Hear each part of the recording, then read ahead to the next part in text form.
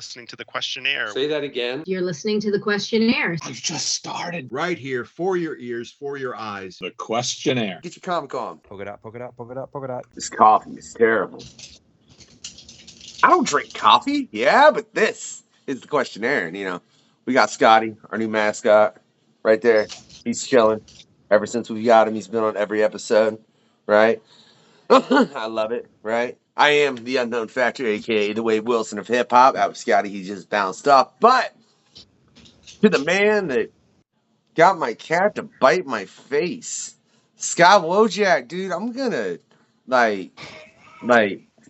you got my cat to bite my face, Scott. Yep. I'm surprised it did. I mean, but you haven't seen that yet, have you? I haven't, no. Did you see what? Because I'm talking like Scotty, like full-fledged, like open his mouth as wide as he could, dude. He's a good cat.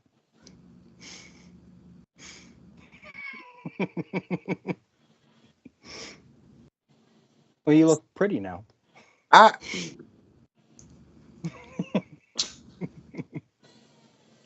Scott, why are you commanding the cat to bite me? That's really bloody rude. But I will say, man, for everybody over there watching, I hope y'all are enjoying the Questionnaire. Season 2 has been phenomenal. What we just dropped, Eric Schultz, Jadia, Doug Wagner. What are the two that were right previous? Because I gotta do some things when we get off this quest, Scott. So a bunch of things actually dropped. Did you know? I love Shiro's been killing the graphics too, man. Have you seen that? Yeah, she's been kicking ass on that. They're so much better, as well as just, the general layout of the show when you're all watching with it kind of looking fancier and the fade ins and fade outs and how it makes it so much easier for me. I can't even tell y'all how much I appreciate Shiro. And then we got Scott over here doing all the booking. It's to the point where sometimes I'm like, I need to be able to pay more attention. I don't have time. I'm like, who even all got booked up? And I had problems. Scott, do you know I had problems keeping track of points when I was doing the booking of who was coming up on the show? Right? Yeah. Right. That's why it's good you got me. I know, but you realize it's funny because then just things get booked and I'm like, okay, and I got to figure out a way to make note of it. Thankfully, like I said, Scott's been great as far as handling the book, and it's been awesome. We've got a bunch more coming up here soon, but tonight, let's get into some colors. Some pretty colors, yeah, because you have to remember that is a very, very intricate part of comics, man. Like, without the colors, really, there are black and white comics that work. I won't lie, there's some out there, but really, imagine Marvel and DC not colored. I don't think anybody would watch. I mean, sure, Werewolf by Night worked, but I don't think the rest of the MCU films would work if they weren't in color. I can only imagine Endgame in black and white. That would be funny. So to get into some colors, yeah, let's bring on Ruth Redmond in the house. Yeah, talking about a few things. You actually just got done. Welcome, Ruth. Hi. Yeah, you just got done finishing a book not too long ago with Declan over there that I read in the Aliens, which was lovely. And I just want to dig right into something. Right off the bat, go for it. As a colorist, when you get that one, when you get the xenomorph, right? Mm-hmm. Do you look at that as a job as a colorist and go, oh, it's just gonna kind of be rough? Because in the case of a xenomorph, I feel like that's a rough coloring job, So I do actually kind of hear what you're saying for sure. There is a challenge in something so dark that it is a little hard sometimes to bring out the details. Thankfully, with both of the artists that I got to work on for that book, Danny Earls and Andrea, there was plenty of light left by them. So I actually didn't have to do too much heavy lifting for that. And I also was following up from Triona Farrell, who started that run first, and then I took over and then continued on with the next arc. And they had already established a relatively light color scheme, so it wasn't too heavy on the blacks. Because if you look at the original films, they're black. There is so little light in a lot of the scenes where the alien is present, which is totally works for the film, but for a comic book it can end up looking quite mushy. So yeah, there was some intimidation for sure with having to handle such a dark creature, but because everyone was like on board with me using a lot of other values and types of colors, it actually worked out quite well. I'm quite pleased with how that book turned out. It ended up looking quite creepy, and I liked it. Some good hard sci-fi.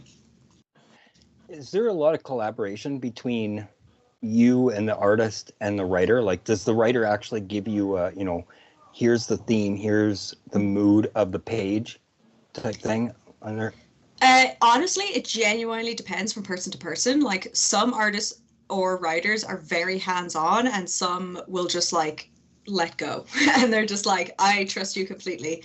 And either or is honestly interesting for me, because when someone has no input, that can be interesting because I can try stuff that they maybe wouldn't have thought of. But then other times I'm kind of stressing out that I'm like, am I doing something that they like, or am I just going to like never get hired by this person again? And then when someone has a lot to say, that can be really fun, because then it can get very collaborative and we can bounce stuff off of each other. And then sometimes it can really get in the way, where someone maybe, this is a problem I sometimes come up with. I haven't very rarely, but once in a while I will come up against a writer who has a lot of opinions but doesn't know how to communicate what they're trying to accomplish, and that can cause problems. But honestly, that rarely happens, and most of the time when it comes to Marvel and DC, the editor is playing your mediator, and they will prevent a lot of those communication issues from happening. So do you find a good deal of difference as far as depending upon who you're working with publisher-wise? Yes, for sure. I definitely noticed that the larger publishers have a smooth, streamlined process, and they seem to always know when I should be in direct contact with the writer or artist and when I shouldn't, because there are times where I will never directly communicate with the artist or writer, and the editor does all of the in-between talking, and they'll pass me on notes and stuff, but they don't allow direct communication. And then there are other editors within Marvel or DC who will immediately connect me with the writer or artist. So sometimes it seems to be a decision made by the editor, and I don't know how exactly they're choosing that, but I imagine it's like either their control style.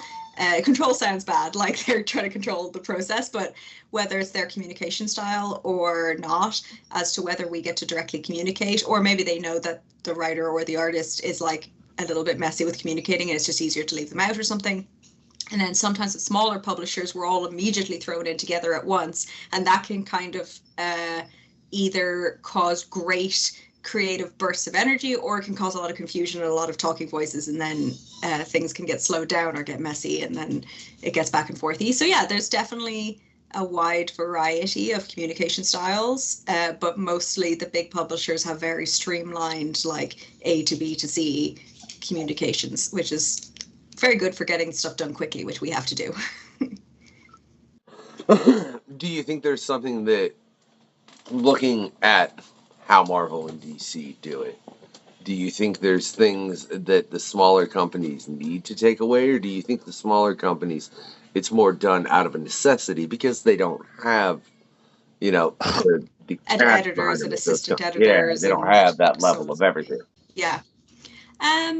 Honestly, it kind of depends. Like, definitely there are small publishers where I've had like great creative communication amongst the team, because we are all in frequent communication, or maybe we're in a Slack group together. Oh, Waco, enough. Waco, come. Sorry about that. It's usually my dog. It's okay. Come, touch. My cat smokes something, I swear, when I'm not looking. All right. I have no idea where we were. You were asking if I think that the streamlined process of the editors at big companies should be implemented at smaller publishing companies. And I don't know, I think that sometimes it could definitely be helpful to have an editor that's really hands in there. Like, I've had in the past instances where the one member of the creative team will kind of like overrun everybody else, and then I'm like, am I supposed to listen to you or am I supposed to listen to the editor? And that can sometimes be troublesome, but at the end of the day, that's like the editor's choice to let that one person run the group or not. So I don't know if they need to streamline so much, because sometimes I think that can also stymie the creative process, because you never know what someone else is going to come up with when they're talking to another creative. Not that editors aren't creative people, but he's sweet. I know Danny Earls is pretty new to the industry. Yeah. Working for the larger companies. With him being newer, was it easier or a little bit harder to work with? Like, did he? What's the right word? Was he easy to kind of guide through that process? Or I guess he's already kind of done quite a bit. I mean, Danny Earls is a total pro straight away. Yeah. Drop. Thank you. No man. Danny Earls was a total pro. Danny was awesome. He. Sorry, I'll start again. Danny Earls was a total pro, honestly. Like, I think that it really helped that I know that Declan had been working behind the scenes with Danny Earls before they like broke into the industry, because Declan saw great, amazing things in Danny, rightly so. And Declan's had a great long history of doing that. Like, for more than a decade, he's behind the scenes helping young artists come into the scene, and like he really does a good job of like preparing you for like what you can expect in the creative process. And Danny was definitely one of those people that was very much like, oh yeah, you do what you want, I don't mind. And then I went off and did my thing, and he seemed happy with it. Excellent. But Danny Earls is like a very talented person. They're going to be doing super well in the industry for years to come. Yeah, like, is it pretty easy to, is there like a certain process that you use when you're working with color work? Yeah, for sure. Do you mean like from a creative, like, yeah, like how would I decide how to color each artist? Yeah. Yeah. Yeah. So when I encounter an artist that I haven't worked with before, I'll look at their body of work. I'll look at how other people have colored them in the past, or how they've colored themselves. Usually I look at how they've colored themselves to give me an insight into what they like. And then I will go and inform myself off of like stuff that reminds me of them, or other films or paintings or whatever that connect to me for the project. And then I'll use all of that information to come up with something that I think will suit them. Sometimes it happens really quickly, where I'll just like look at their work and I'm like, oh, they would look great with this. And then other times it's like a bit of a process where I have to noodle around with it for a bit. But yeah, so I kind of try and I try to please the artist a lot of the times at the end of the day, because it's their voice that I'm trying to compliment. And that makes complete and utter sense, man. And I completely agree about Deck.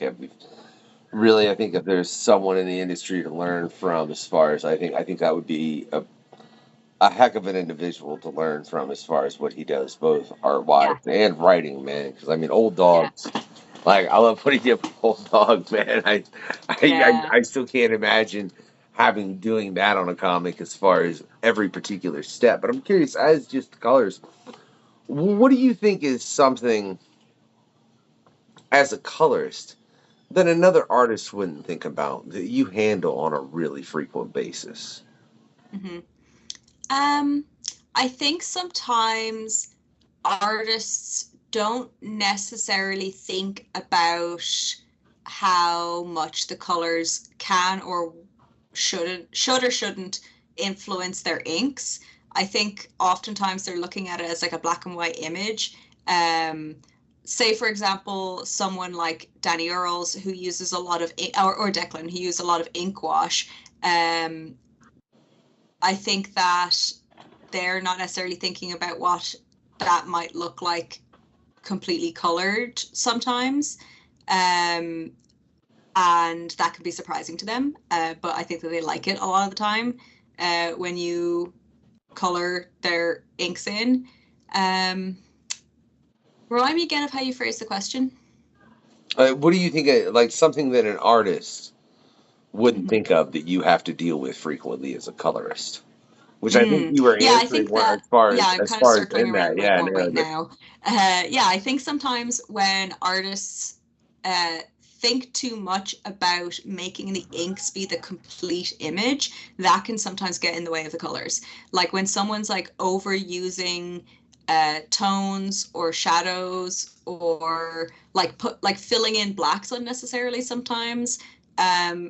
Ultimately, at the end of the day, like that's their vision, and I have to work with that as a colorist. But sometimes I will say, I do see it coming up more and more with younger artists or new artists, where they will do a lot of digital brushes that are difficult to work with as a colorist, where there's like lots and lots of different value scales happening in the inks, and they're like doing brush effects that are like creating a bunch of leaves, and I'm like, that's cool, but I also could have done that, and now I kind of have to work around what you've done. It's not necessarily a bad thing.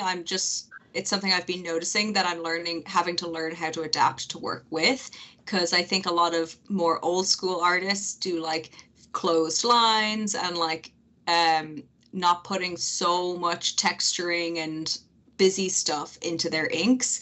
I'm not sure why this has become a new style, but it's interesting, and I am learning how to adapt to it.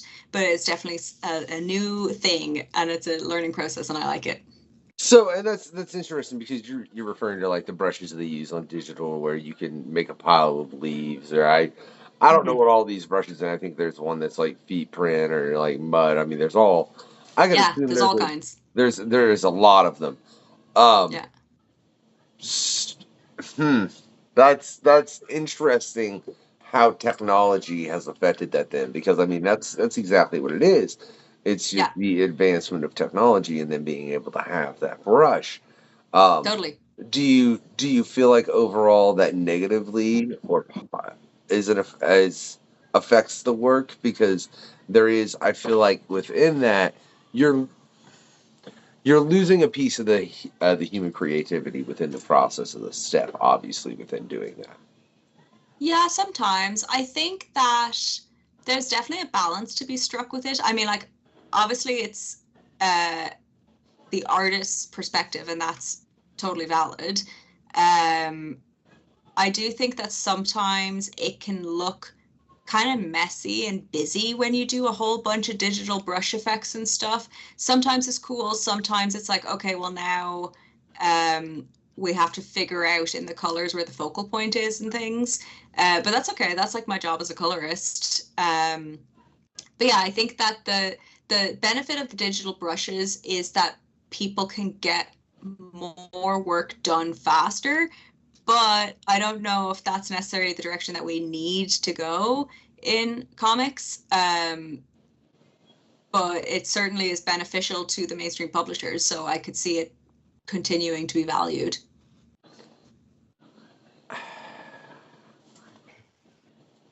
Ah, it's the whole thing of the larger corporations will as well find AI art useful, and Yeah, I mean that's yeah, that obviously crosses a line in my opinion, and I think it's oh, for sure. Yeah. a terrible idea. But then the question becomes, at what point is the line? You know what I Yeah, mean? that's a valid question for sure. And I do think that, um, I mean, I don't know, but I wouldn't say the editors are in any way in support of AI, but I could see how shareholders or whatever might not care at all about that, and it'll be a battle for editors to fight against the use of that kind of thing, because I think they're the only ones who would fight for us for that. But I don't know. I mean, I don't know the inner workings of the company completely for sure, but I think that there is always a risk when it comes to new frontiers of digital art, of like, where is that line, as you ask, of, is this just benefiting the artist, or is this benefiting capital and finding that line. I wouldn't say that any of the artists that I've worked with have crossed that line, but it's definitely something to look at for the future, like especially with it being kind of hard to spot sometimes, and like where's the line? Like, can someone use generative AI on their backgrounds? Is that crossing the line? That's kind of the questions we have to ask now. That's a interesting slope that could be real slippery. Yeah, I agree. Yeah, For sure. yeah. But it's also not completely new. Like, I've known artists for like way from like in the last 10 years, like before AI, who would use like 3D models or 3D maps to create like skylines or buildingscapes like New York, and then like trace over them or filter them in some way to create a background. And that's getting pretty close to what AI generation does for buildings and backgrounds. So like, is that okay? Is AI not okay? So yeah, it's definitely something that we're all going to have to think about going forward. But yeah, I guess I would just like to continue to see the human showing through in the art, basically. Yeah. And too many digital brushes can hide that. Yeah, not enough emotion in the artwork. Yeah, and like digital brushes can bring a tremendous amount of energy to the artwork, but I think if you can find a way to do that without relying on a bunch of patterned brushes, that's only going to make you a better artist. Yeah. I think that's definitely true. I don't know, look, because I don't do art, right? I definitely don't do digital art. So I have learned a lot of things about a lot of different techniques from traditional to digital throughout the getting real close to 2 years. Oh my gosh, that's crazy. I need to check that date and maybe try to do something. It's probably been 2 years. It's probably 2 years by the time this is out, if memory serves, because I think it's like in like 2 days or something. I don't know. I don't keep that well of track, which is terrible. But yeah, I wouldn't have thought about digital brushes like that affecting a colorist. And I wonder, I mean, it makes me wonder, like, has there ever been a digital brush that you've ran across that was used in a way that did kind of have you looking at the page like, this son of a so-and-so, and what was that digital brush? Or if you don't Sometimes, want to I say, don't know if it was like a brush that I could name. Like, I don't know if it was a Kyle Webster brush, but there's definitely been a couple of brushes that people will use to create. It took me a minute to realize they were creating like a smoke effect, but it would just look like a smudge across at the bottom of the panel, and I was like, what is this supposed to be? What am I supposed to do with this? So yeah, there's been like a couple of brushes where it's just like they're just trying to use it to create like a motion feeling, which is like fine. And like once I realized what was going on and how to work with it, it was good. But yeah, definitely kind of like, instead of like for me as a colorist, I would have preferred if they would have sent me an advance note saying, hey, I would love to see like a blur of smoke here, and then let me put that in, rather than them putting into the inks with no communication and then me like guessing what they had done. But that's just like one example if I had to pick one out.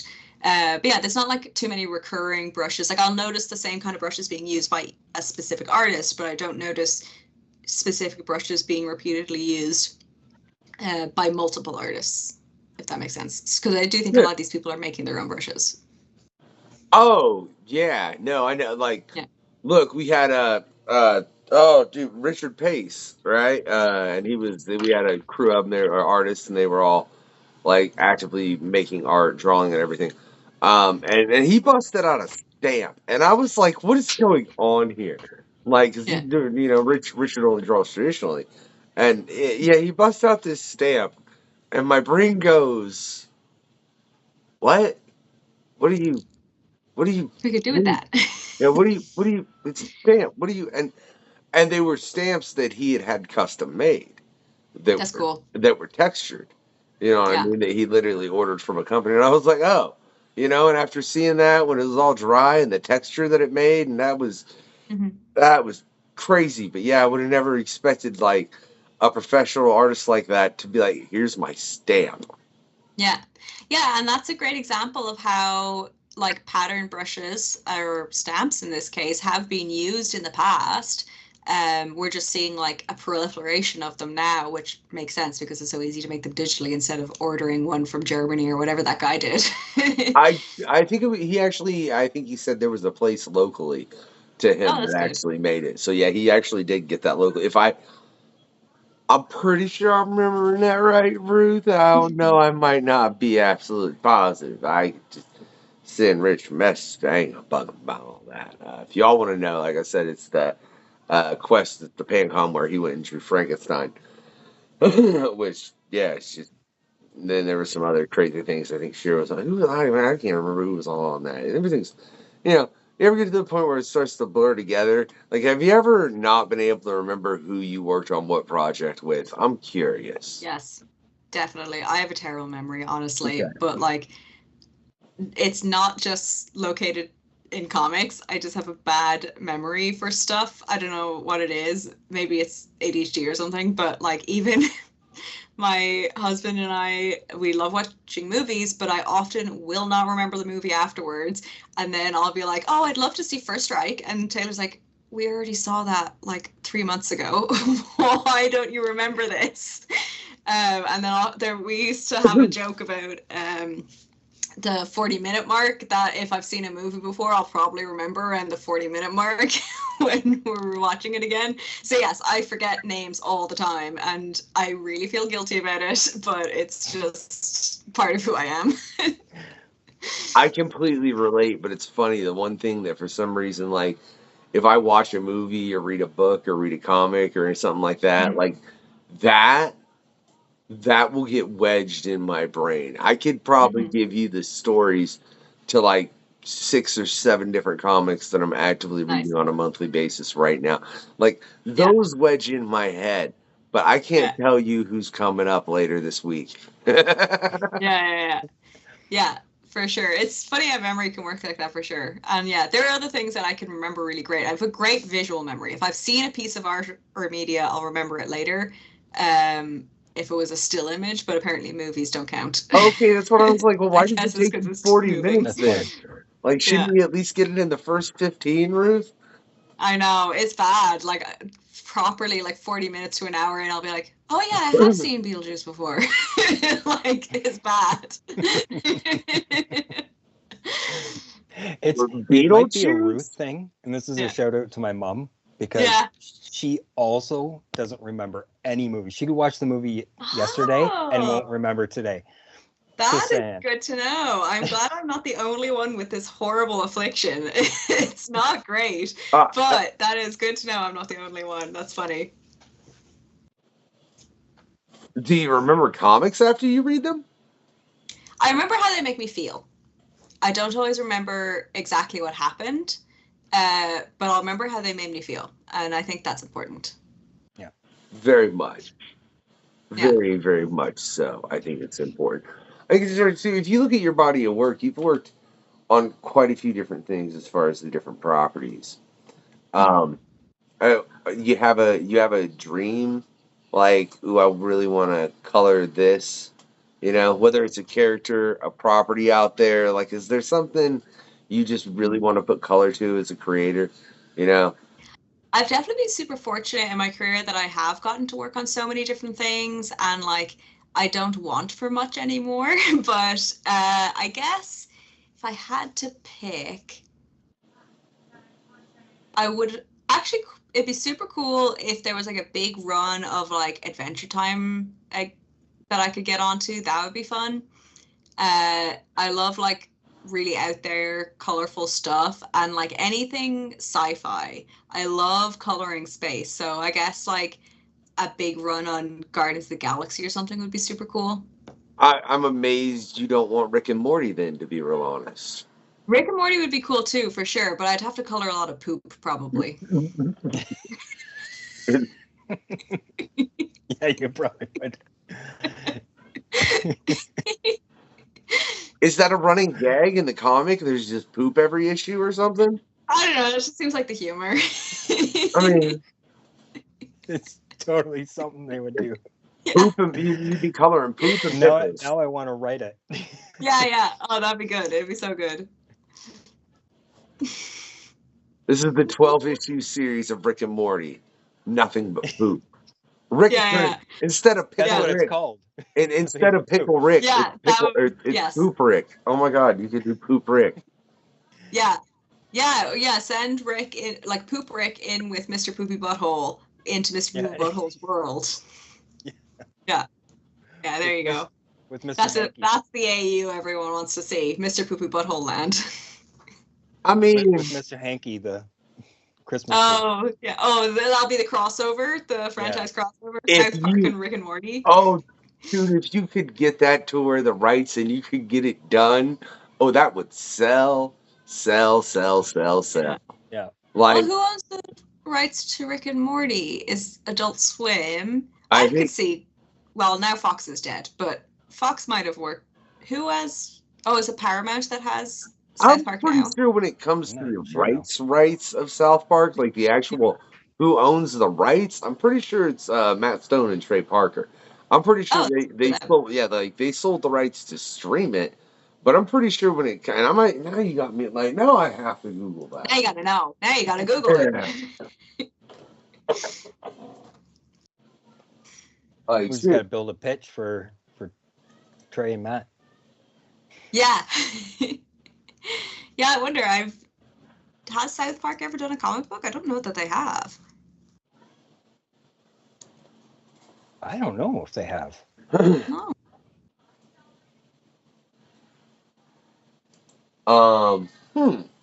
Maybe they're protective of that. Gotta pitch them something real good, real convincing. Yeah. Yeah, I don't know that anybody but those two have ever even really written South Park, except for the they are the creators and owners. That's what I thought. They never sold the rights to that show. Good for them. They were very smart. God, that's why those guys make fun of Disney and don't care. Because Yeah. they own South Park. And they're like, Yeah. what are you going to do to us? People love this show. We can put it somewhere else. We'll say what we want about you in China.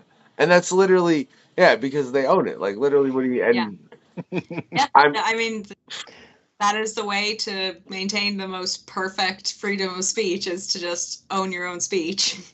Yeah. And when you can do that and have plushies of your characters in Walmart, that's impressive.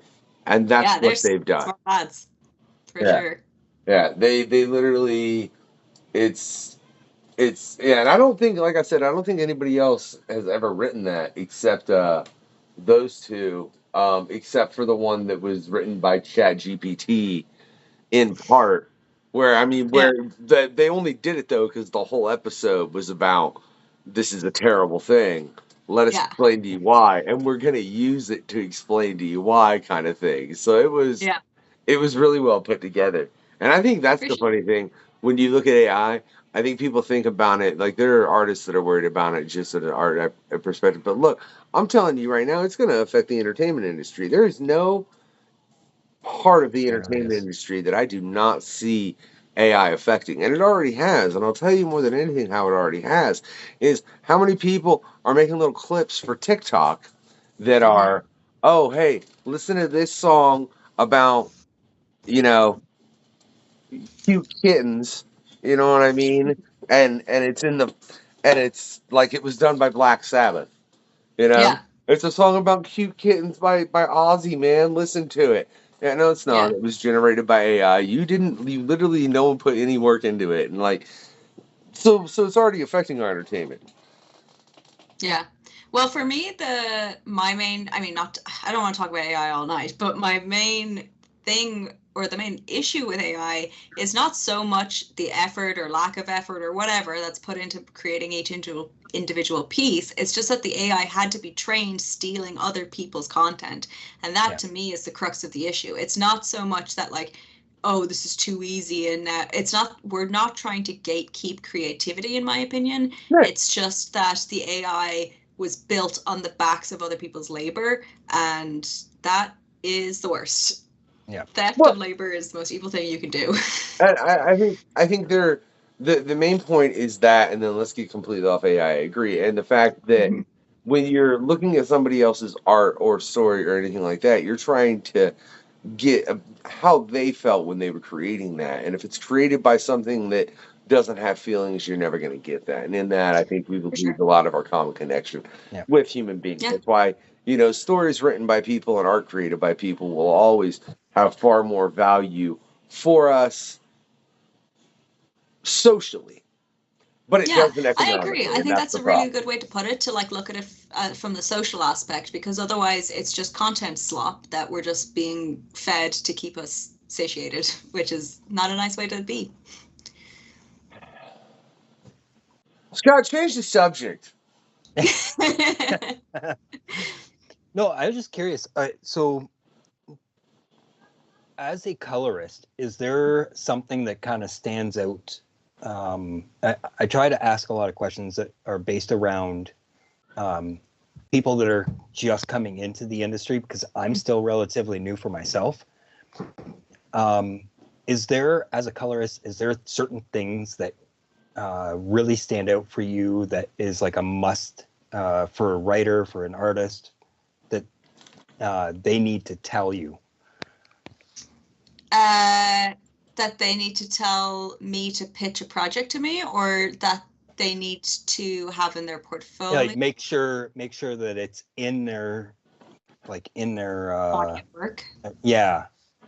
I would say the most important thing, whether you're a writer, artist, or colorist or anything, is clarity in what you're trying to express.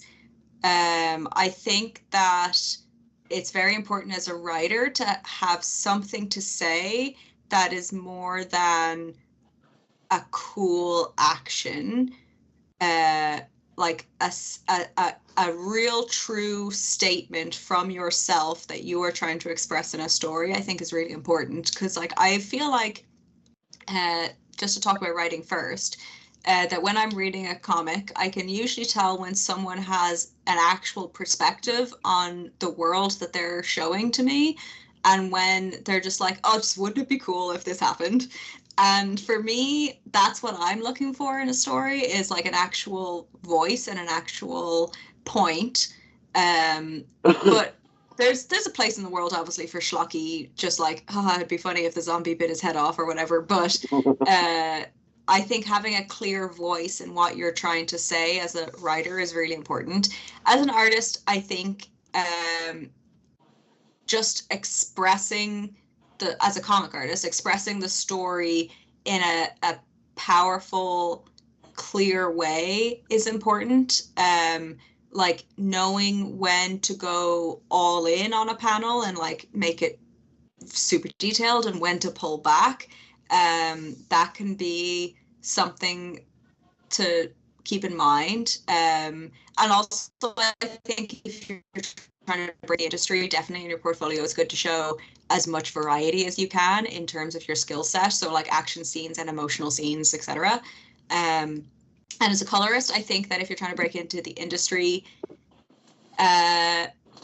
so when I was trying to break in as a colorist, it was put to me that I should either try to become someone who has a super clear voice and people come to me because of my clear voice, or become someone who is liquid and can fit in anywhere and be anyone's colorist. And I chose to do the second thing. I chose to try and adapt everything that I do to suit the person. Like I still have a bit of a voice in terms of like, I love my saturated colors, I'm very poppy, but and I love my dramatic lighting, but I still am always going to try and adapt it to the tone of the story, and not that the colorist with the clear voice doesn't do that.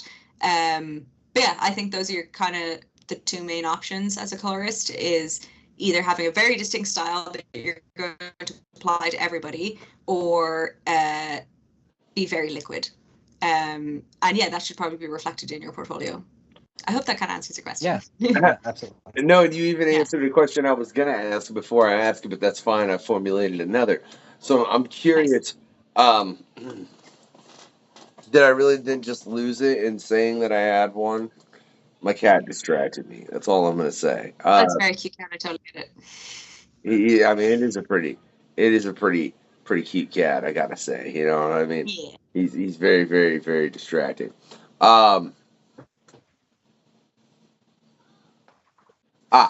you think? Oh no, there you go. See, it just took me running through everything you just said really fast in my head, like you know when you played a song back in the day and you could play it double. Yeah, I just did that in my head. Everything you just said. So.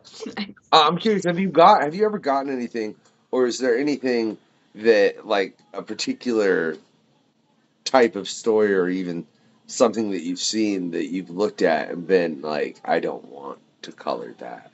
Or seen and go, oh my God, that was colored so wrong.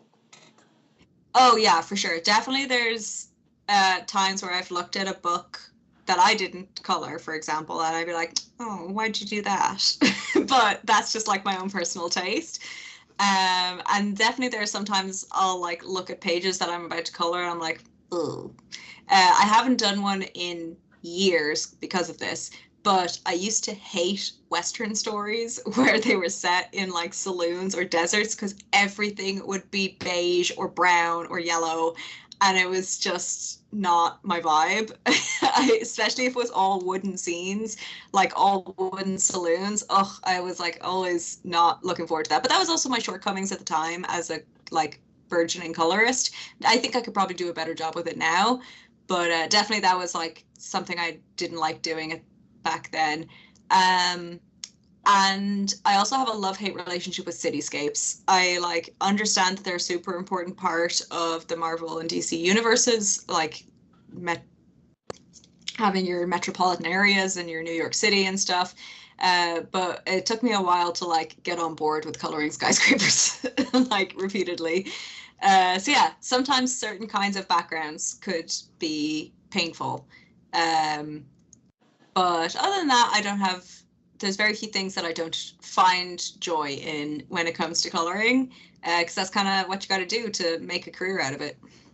I could see the pains of this the cities though of Marvel and DC respectively with Metropolis and the New York City landscape. Did you ever color Gotham? I've actually never colored Gotham. No, I've never worked on a Batman book. I've actually done very minimal DC work, to be honest. Oh yeah, that's right. It's mostly being. I didn't think I'd seen anything as far as what you've done. With what I got a chance to look through, but because I think that would be a very different coloring experience with the city. You know? Totally, yeah. Because most of the time that I'm coloring like New York or something, it's like a Spider-Man book, so it can be fun, it can be bright, it can be poppy, it's daytime, yay! And then if it was Gotham, it would definitely be very, very dark, and that can be fun too, but I definitely find my wheelhouse is in like brightness. I'd be curious. But I do like dramatic lighting, so Gotham would probably be fun too. Yeah, I'd be curious to see that because I think Gotham's interesting in the fact that it is very dark, but then there are very, very vibrant splashes of color in certain places.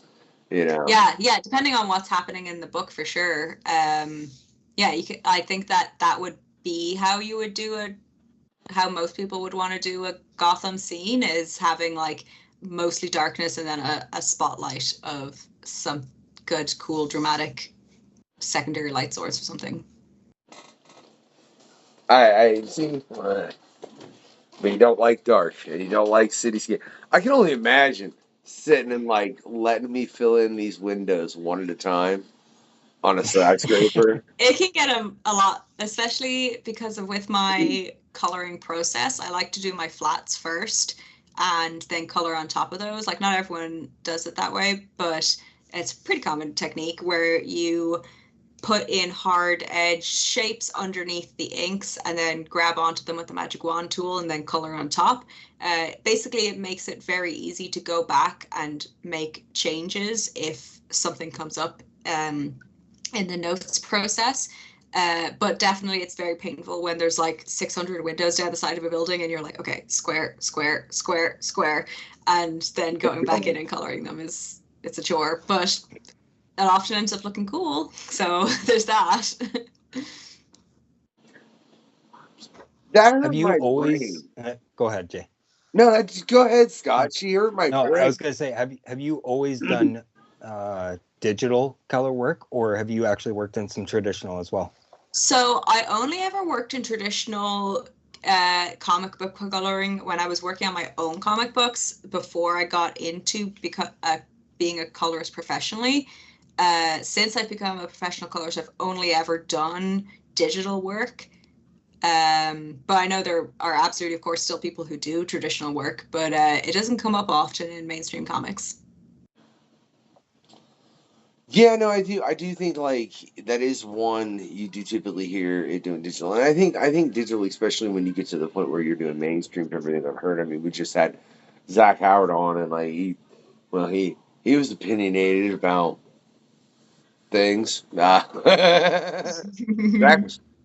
opinionated, right? You can go check out that quest, like I said, and hear everything he said. But Yeah, well, to get into what he got on as far as like, it's the fact of, as an artist, you are pushing and pushing and pushing to make sure you have enough out. So I think it's to a point, to a certain degree, that I understand why the digital, because the digital is so much faster. Like if you screw up, you can do a quick back. Now at the same time, and I've said this prior on the show, I think there is a loss of the happy accident, as Bob Ross would call it. You know what I mean? for sure. Like you lose that. So I think that's kind of sad. But it was was it Zach that said it? I think maybe.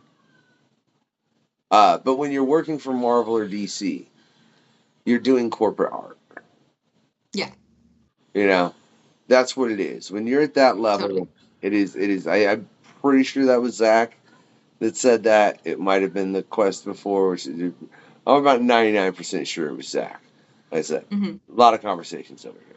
But I think that was an interesting perspective of it, because the second you view it like that, then it definitely is entirely different. Because, I mean, when you're handling, I don't know how much it was with like the aliens, but like I'm assuming when you were handed Captain Marvel to do, I'm pretty sure they were probably like, okay, these colors to a certain degree, and like they gave you, they gave you a basic layout, I would assume, or something, and no, but I think what you're asking for is so yes, because Alien is not, it's like a franchise thing that Marvel has a license for to do comics of. There was an extra level of being followed up on. So we would do all our work, do it to the best of our ability, send it to the editors, have them approve it from their end, and then they would send it on to Fox and be like, do you like this? And then they would send back notes and we would have to make changes off of that. So yes, when you get into like licensed stuff, like this is like a notorious issue sometimes with like Star Wars books, where they'll do something and then Lucasfilms will come back and be like, no, we don't like that. You need to change that. So yeah, so that can happen with like licensed stuff. The more corporate layering there is, the more difficult it can get sometimes with the creative process. But yeah, no, there isn't. There are reference sheets that we are given for characters, which has become more and more prevalent, I've noticed, because I've been coloring for 10 years, and I would say at the beginning it was a little bit more loosey-goosey, and we would get notes sometimes that they were like, Deadpool's too pink, he needs to be more orange red or something like that. But I think that more recently, there's been even more push towards like, okay, here's your reference sheet, and here's all the colors that we really want to see in this character, and they're a little bit more specific about it now. Sometimes, not always, but sometimes. So yeah, I think I've kind of forgotten what the question was now, but I think my point is that yes, it is corporate art, and yes, I'm like not dissimilar from like a graphic designer or something where I am representing this company in my work. Yeah, no, I mean that's exactly the answer as far as what I was referencing. Yeah. Because it is, Yeah. it's a different beast, and I'm not, like I said, I'm not surprised they give you reference sheets as a colorist, as an artist. I mean, I know, if you go out and draw Deadpool and you add a tail, like they're gonna like probably throw a shoe at you and like probably. So I mean, it is that whole thing. But as far as if you're working on something that's creator owned, uh, do you find the creators giving you? I mean, obviously, I would assume they would give you more leeway than if you're working with Image or if you're working with Marvel or DC. But honestly, it depends on them. Like some people have a very specific vision, and other people are like, I want you to be my teammate and we're in this together. And it's not that the other person with a specific vision is a jerk or anything, but yeah, it'll depend on the person, whether they really want you to do a specific thing that they would love to see, or if they're just like, have at it and then we'll talk about it afterwards. And there's pros and cons to each. Like if I'm like guessing and they don't like it, then that's more work for me later. But if they are clear about what they'd like to see from the beginning, that can be helpful too.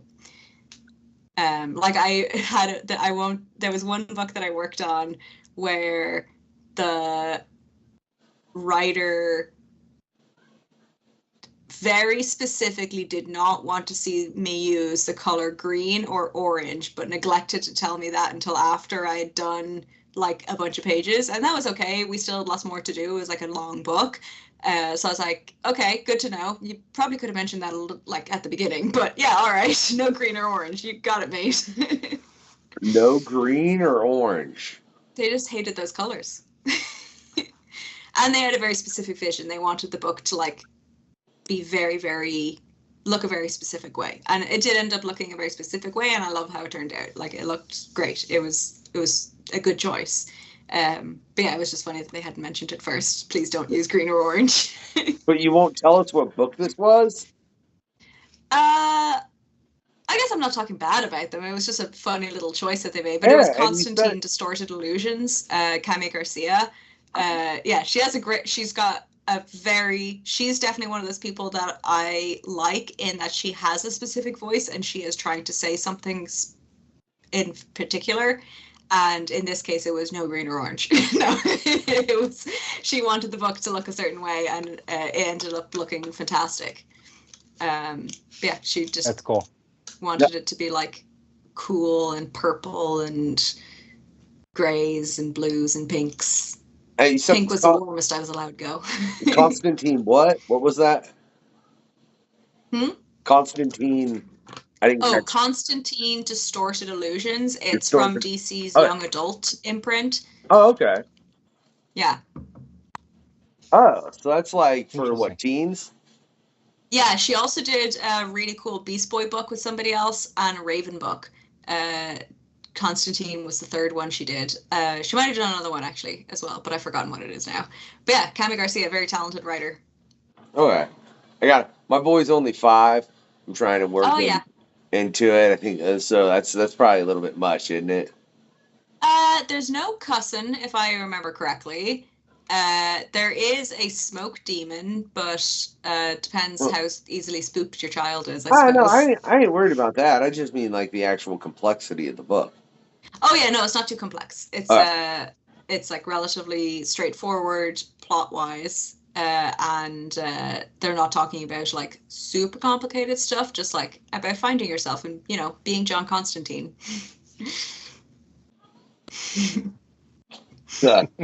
Interesting person to want to be. I mean, like, yeah. I I will say I totally get why they didn't do this, but I thought it was such a misnote to not call it Constantine spelt T-E-N. That would have been so good. But I just love a good pun. I mean, that's yeah. You ain't gonna get them to agree to that at a corporate level, though. No, Because then it's but that I whole- still put it in all my emails. I was like, here's the next few pages of Constantine. You think gotta anybody try, eventually right? looked at Yeah, that? and gotta was like, just drop it in there, just in case they hadn't thought of it yet.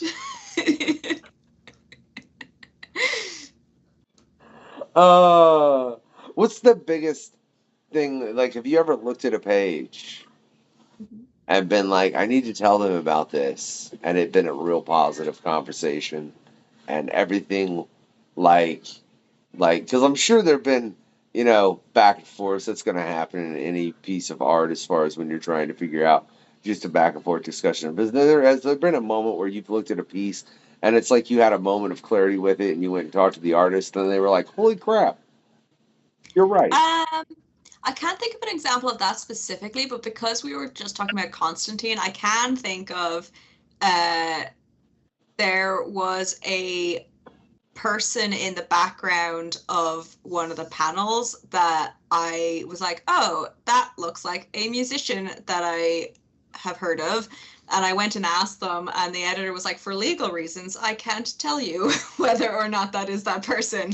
And then it ended up getting covered over the speech bubble. So I guess I didn't want anyone to know that it was that person. Because I already know what musician it's supposed to be. If my David Bowie. No, it wasn't David Bowie. It was, I won't say it just in case they really did not want it known, but it was a guy who died who was in a rock band. And yeah, I guess they just like. That's pretty I think big. maybe There are a lot of guys that have died that were in rock bands. It tends to that's true. yeah, when you live that life, you tend to go young, man. You really do. You You really, do. It's so sad. yeah. But yeah, other than that, instances, there's definitely times where I have maybe emphasized something that the artist didn't expect me to emphasize, and that was something I brought up. But usually, as the colorist, you're more complimenting their voice, so you're not inventing Easter eggs. You're just trying to emphasize or de-escalate the Easter eggs that the artist has put in. Wait, de-escalate. What? Not again, Constantine. So there was a T-shirt that a guy was wearing in one of the scenes where I was like, well, that's clearly meant to be Bad Brains. And then so I colored it like it was Bad Brains, and they were like, well, no, we actually need you to not make it look so obviously like Bad Brains. So can you change the colors? So I changed it to other colors so that we could pretend it wasn't Bad Brains, but it was still clearly Bad Brains. It's one of the most iconic punk shirts of all time. But yeah, so that's an example where I had to de-escalate a cameo or Easter egg or whatever. It's such a weird corporate line with all of that anymore, man. I think it makes me think of I think there was an episode, one of the episodes of Futurama recently, and they're getting Burger Prince and crap like that, and it's so obvious. Mm-hmm. Why not just let it slide? Because the crap you're I guess that is the thing with corporate art and corporations playing around with each other's mascots or whatever. That is the only difference that they have to make, is whether or not there's a legal distinction between X and Y. If it is just outside of the copyright, because what they're all trying to do is just make you make an emotional connection to this thing, and if they can get the job done without actually putting themselves in legal jeopardy, they're like, a job well done. I'm so pleased with that as a corporation. Thank you. Yeah. And it's like a homage to it's from the writers, from the artists. They do it as a homage to those people to those shirts, you know. Yeah. Because, yeah, I think when you're the artist, you're trying to, like, put in references to stuff that you love or that, like, inspires you or whatever. And then it's just when it's, like, a character or something that the publisher wanted to put in, those are, like, their two differences, I suppose. I'm kind of explaining myself badly here, but Yeah. I think my point is just that when an artist is trying to put in a earnest, heartfelt homage to something, that can usually be felt by the audience, versus like when a corporation is trying to make you feel an emotional response to an icon without actually having the rights to the icon or wanting to pay for the icon or whatever. Yeah. It's just the distinction between those two things I would make. Yeah, it's just so petty. But hey, Yeah, so it's a little petty. yeah, I mean, what else do you expect from corporations? Whatever, they just need to get over it and pet a kitty and let it slide, and that's just my whole opinion. But we ain't gonna get into that. But so you've decided though, you're gonna start writing your own comic. Yes. What made you decide to pick up the pen in the other way? So like I mentioned, I had worked on my own comics before I broke into the industry as a colorist, and it's just been a while now, and I was starting to feel that itch again. So I started thinking about what I'd like to do, and I've come up with this project that I'm stoked about, Weird Sisters, which is about 4 witches in a punk band, and the great big mysterious adventure that they get put on. I'm not great at the elevator pitch yet, but I'll be working on it before I have to pitch it to a publisher. 4 witches in a punk band. Hell yeah. Sounds pretty awesome. That could go so many very intriguing places. Yeah, it really could. So, I can't get anything more out of you than that. Oh no, for sure. So yeah, I mean,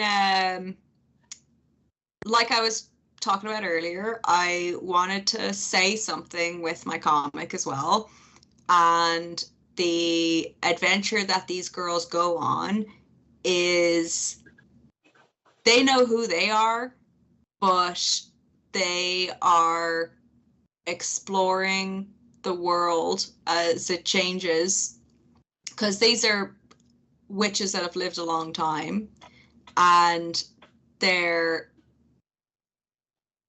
having to I'm still working on how to explain myself. How do I explain this?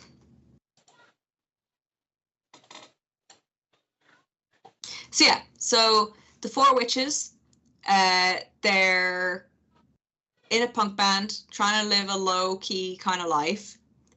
They know who they are, but the world doesn't know who they are, and they are going to have to make a choice to keep to themselves or not, and whether to use their abilities to protect other people who maybe wouldn't protect them. And the big adventure that I want them to go on is going up against a corporation, a pharmaceutical company that is a lot bigger than them, and they do have powers, but they're not like gods. So how far can they go to protect this punk community that they've grown to love? Okay. Okay, so let's say on a power scale, 0 just being, a person, 10 being like Doctor Strange, Constantine at their peak. I will go, and whatever was the problem, it will go away. Yeah. right? Where Yeah. are they on that power scale? I'd say they're like a 3 or maybe a 4. Like they're not overpowered at all. They're small magic. All right. I mean, that's still significant within the real world, but I just Oh, for sure. I had Like to they can solve a lot of problems that I couldn't, but they're not like world bending. Like Doctor Strange like can alter reality, but these girls can like I'm definitely very inspired by like what. So this sounds bad, but it's not that I 100% believe in witchcraft, but I understand what people who do believe in witchcraft believe is possible, and I adhere to those rules for sure. Like I believe I'm using the structure of intention magic and ritual magic to have the girls proceed through the world. So everything has to be paid for. Everything has an actual cost that they have to pay if they want to use magic. I got two questions. Yeah. First one, roughly, like, have you been working on this or had this in your head for like a long time? I've had, and the second question is,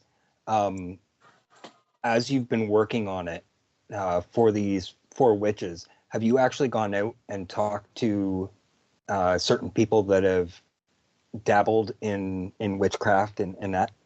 Yeah, so I first got the idea a couple of years ago. I had a dream actually about 4 witches in a punk band. It didn't have much of a story going on, but it was just like they were interesting women and they stuck with me in my head even after the dream.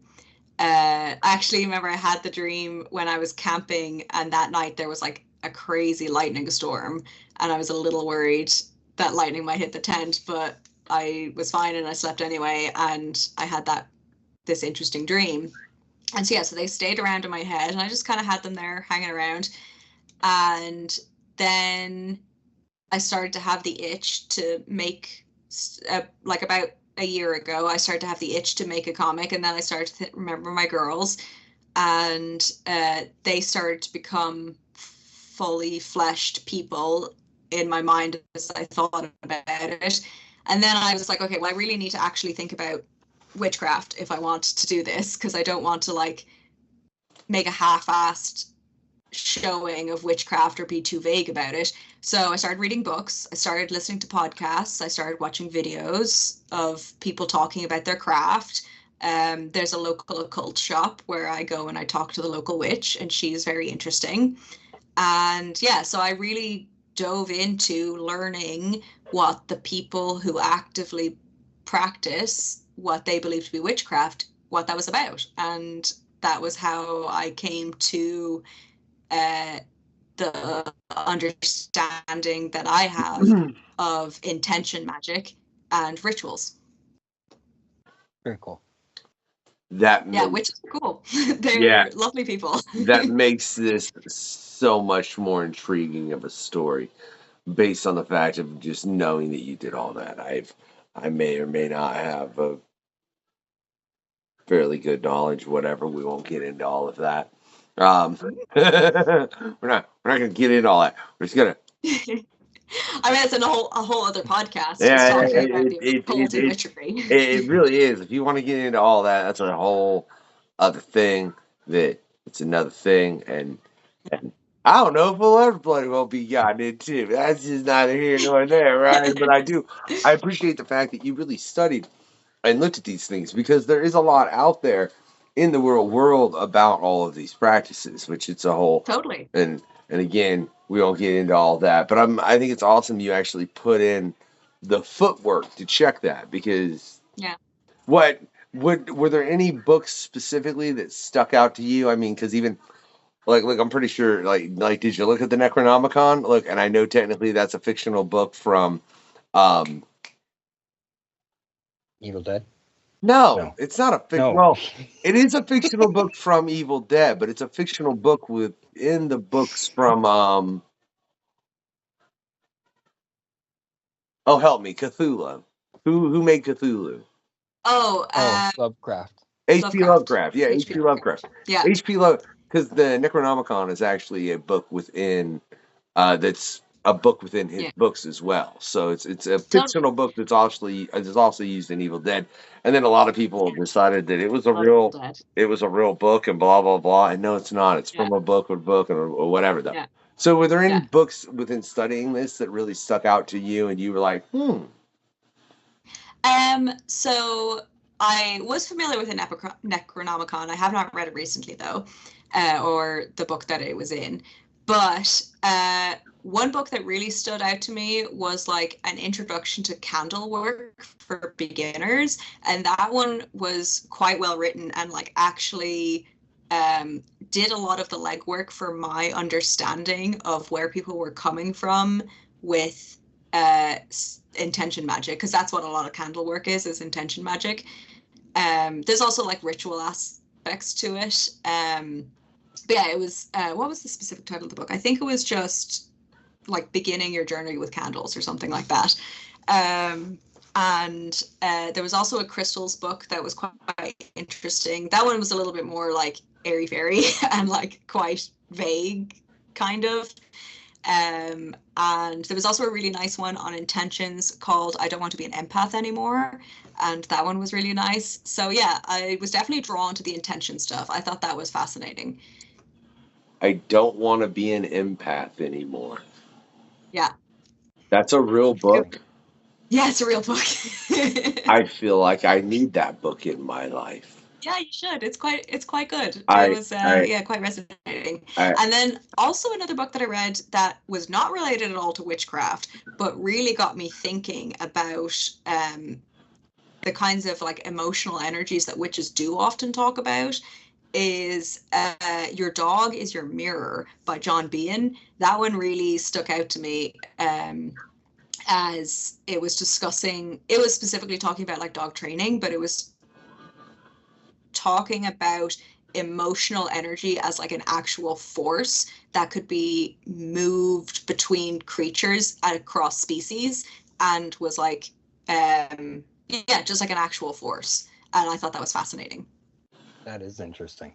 It's a very interesting book. Yeah, I think that's very true as far as our emotions can be a force within themselves that do have an energy. I mean, that goes to the whole thing. Like, you're telling me the brain don't make an energy that is felt by other human beings? I mean, I'm not saying you can feel it, but you can feel it. That's all I'm saying. And if you can't feel it, then you just ain't in tune. And that's the case with some people, too. Some people don't feel that because it's just not there. It varies person to person how much they do and do not feel this.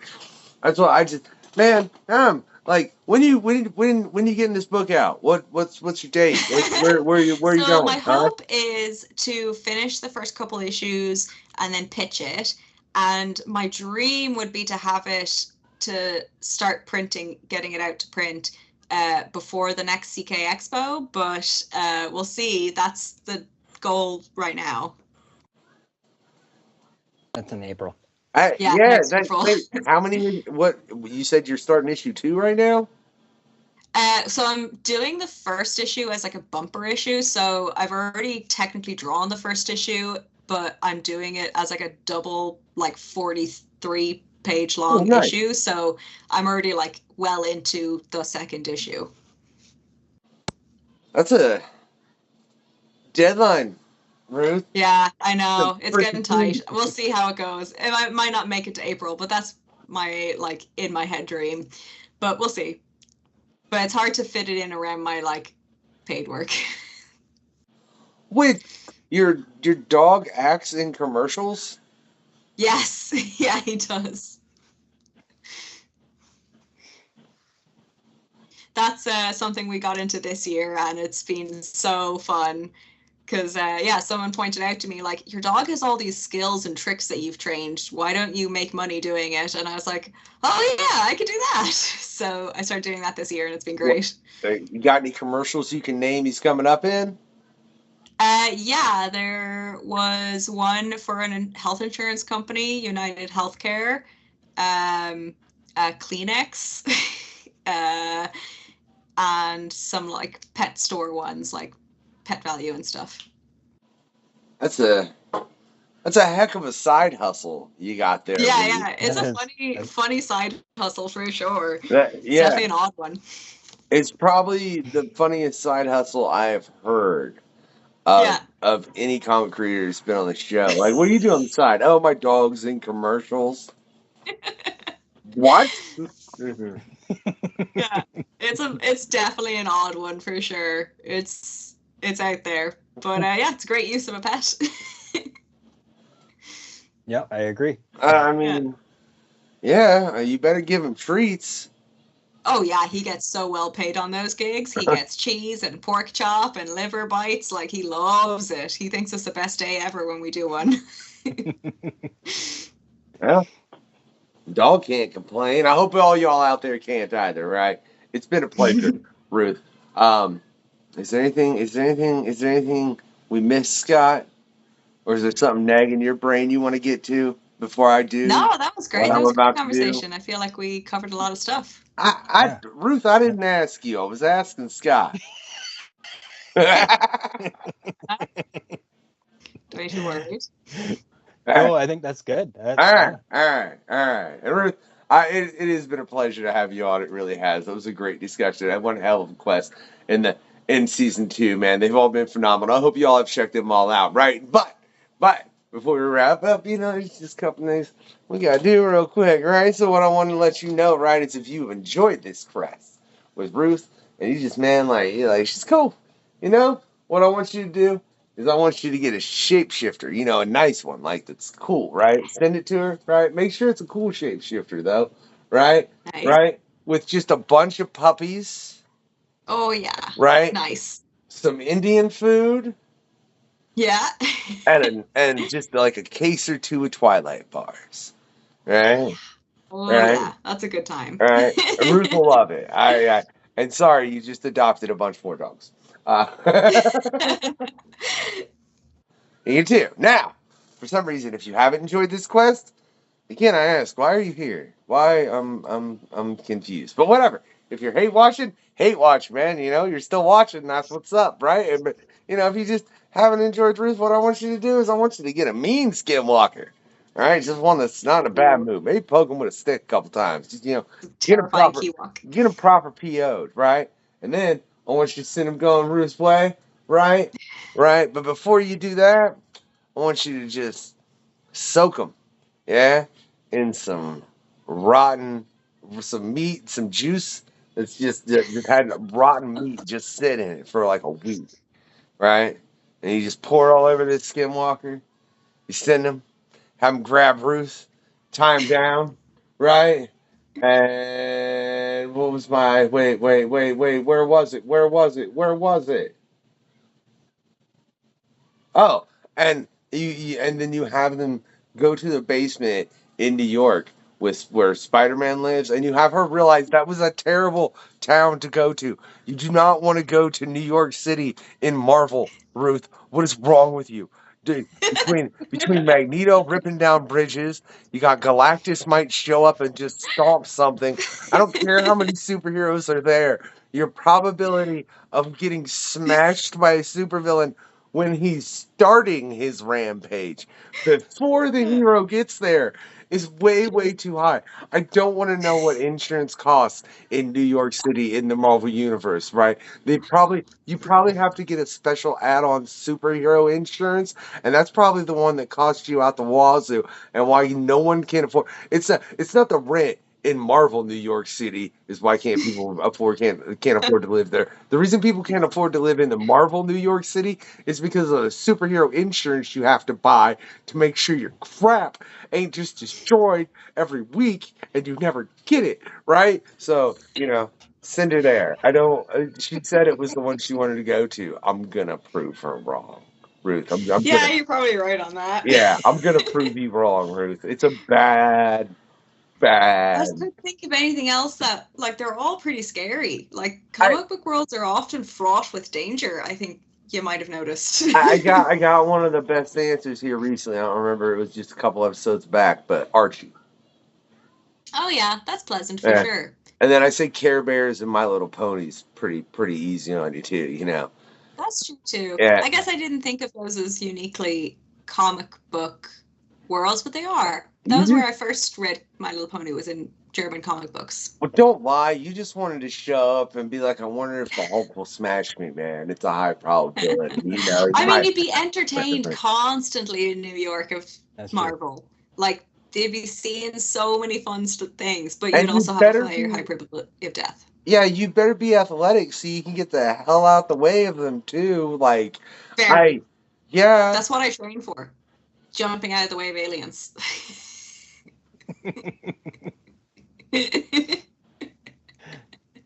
Ruth, So, like I Ruth's got said, her magic brushes. if you have it, I'm just going to discolor you. yeah. Don't worry Yeah.